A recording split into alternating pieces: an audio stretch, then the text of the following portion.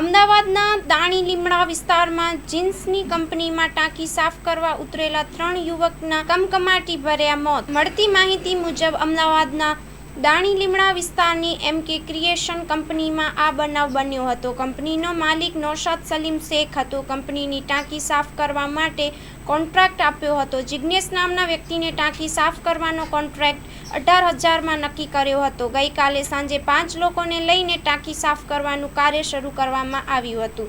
સાંજ સુધીમાં અડધું કામ પૂર્ણ કરવામાં આવ્યું હતું. બાકીનું કામ આજે સવારે શરૂ કરવાનું હતું, જેમાં 5ની જગ્યાએ 3 યુવકો સુનિલ રાઠવા, વિશાલ ઠાકોર અને પ્રકાશ પરમાર કામે આવ્યા હતા. સફાઈમાં એક યુવાન નીચે પડતા અન્ય યુવાનો તેને બચાવવા ગયા હતા. બચાવવા જતા 3 યુવાનોનો જીવ ગયા હતા. ગેસ કળતરના કારણે યુવાનોના મોત થયા છે. છેલ્લા 1 વર્ષથી આ કંપની બંધ હતી. આગળ વધુ તપાસ હાથ ધરીને કોન્ટ્રાક્ટર અને માલિકની ધરપકડ કરવામાં આવશે તેવું જાણવા મળેલ છે.